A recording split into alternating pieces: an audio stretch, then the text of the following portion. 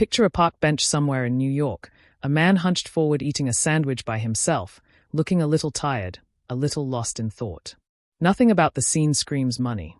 No driver waiting nearby, no assistant hovering with a coffee, no entourage keeping the world at arm's length. That man was Keanu Reeves, and the photo, taken in 2010, would go on to become one of the most famous images in internet history. People didn't share it because it was scandalous. They shared it because they couldn't quite believe it. This was a man who had just spent years playing Neo in one of the biggest franchises on the planet, and here he was, alone, unremarkable, doing exactly what anyone else on their lunch break would do. That photo turned out to be the tip of something much bigger.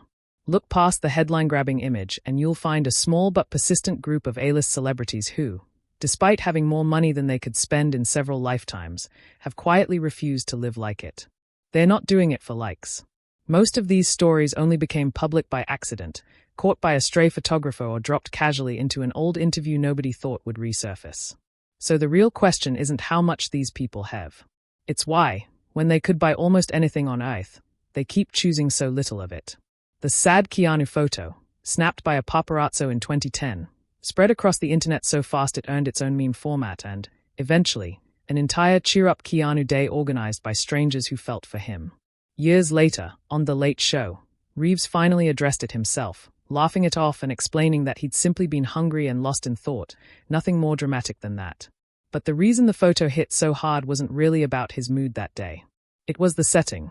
Nobody expects one of Hollywood's highest-paid actors to be sitting alone on a public bench with a sandwich, unbothered by the absence of any of the trappings that usually surround someone at his level of fame. That instinct toward the ordinary shows up again and again in how Reeves has talked about his own money. He's been widely quoted saying that wealth is close to the last thing on his mind, and that he could live comfortably on what he's already earned for the rest of his life without needing to think about it again. Whether or not every dollar figure attached to his career and his giving has ever been independently verified, the broader picture, a famously wealthy actor who seems genuinely indifferent to flaunting it, has held up consistently across years of reporting, interviews, and first-hand encounters, from riding public transit to being spotted without any of the security theater that typically follows someone of his stature. For years, one of the most reliable the celebrity stories in Hollywood involved a white Volkswagen EOS pulling up somewhere in Los Angeles, and Jennifer Lawrence climbing out from behind the wheel. No driver, no blacked-out SUV, just an actress in a roughly $35,000 to $40,000 car she'd owned since before most of her fame arrived. Multiple financial and entertainment outlets have reported the same details over the years. She kept driving that Volkswagen long after Winter's Bone and The Hunger Games made her one of the highest-paid actresses alive. She stayed in the same modest apartment rather than rushing to buy a mansion, and she's talked openly about still checking prices and looking for bargains at the grocery store. Lawrence has said in past interviews that she was raised to respect money regardless of how much of it she had, crediting her parents, her mother a camp counselor, her father a former construction business owner, for that outlook. It's the kind of upbringing that doesn't naturally produce someone comfortable with excess, and by her own account, it didn't. What makes her story land differently than a simple celebrity as frugal headline is what she's done with the money she didn't spend on herself. Reports have documented a multi-million-dollar donation she made to a children's hospital's cardiac unit in her hometown of Louisville, Kentucky.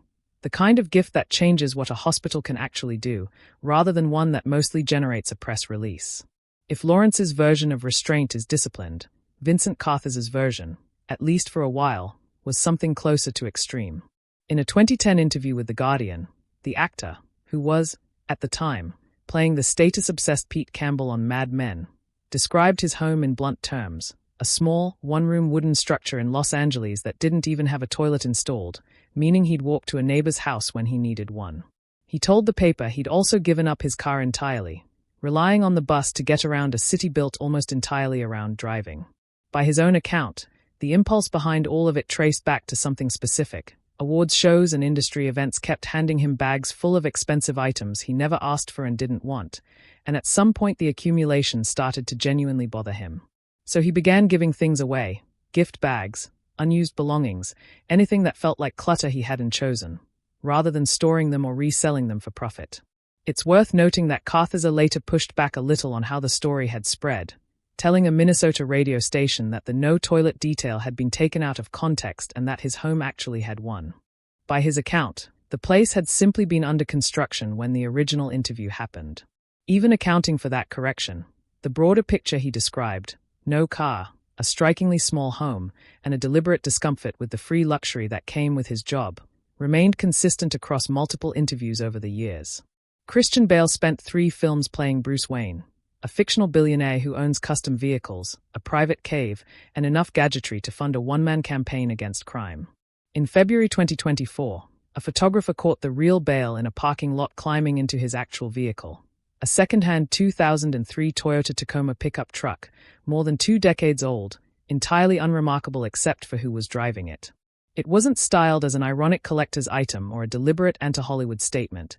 It was simply a truck he apparently found useful, the kind most people would have traded in years earlier without a second thought. Compared to some of the other stories here, Bale has said relatively little publicly about the choice, which is arguably part of what makes it land. There's no accompanying essay about simplicity or environmental values. Just a photograph of one of the world's highest-paid actors getting into a truck that costs less than most of his co-stars' watches. In the summer of 2013, New York City bike program was still new enough that most people weren't sure if it would stick. DiCaprio, however, seemed to decide almost immediately that it was exactly what he needed. Over the following weeks, photographers caught him repeatedly cruising through Manhattan on one of the blue rental bikes, not once as a novelty, but again and again, enough that entertainment outlets started tracking the sightings as their own recurring story. It became, briefly, one of the more reliable ways to spot him that summer, not in a car with tinted windows, but pedaling down a city street on a bike that costs about the same to rent as a cup of coffee. The bike wasn't a one-off quirk, either. DiCaprio has spoken for years about his environmental advocacy, and multiple outlets have reported that he generally avoids private jets in favor of commercial flights, and that his everyday car of choice has long been a Toyota Prius rather than anything resembling the luxury vehicles typically associated with someone at his level of wealth. None of it reads like someone who forgot how rich he is. It reads like someone who decided, consciously, that the way he moves through the world should reflect what he says he believes. Keira Knightley's version of restraint came with an actual number attached, which is part of why it went viral in the first place. In a 2014 Glamour interview, she said she generally paid herself something in the range of $50,000 a year in personal spending money, regardless of what she was actually earning from her films and endorsement deals.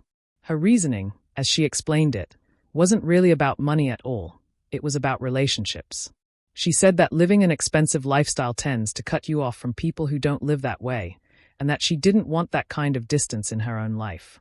Some of her best memories, she added, had happened in the least luxurious places she'd ever been. It's worth being upfront that the story got a little messier after it spread.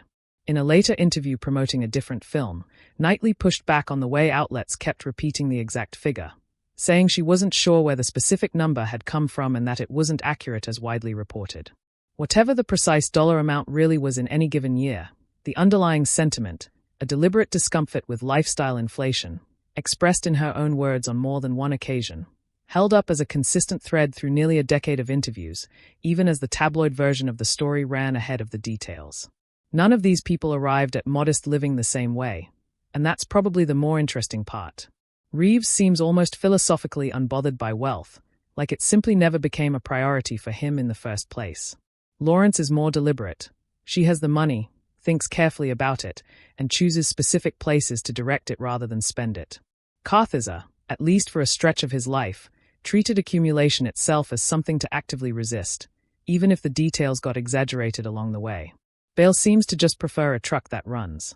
DiCaprio's choices trace back to an explicit set of values about the environment.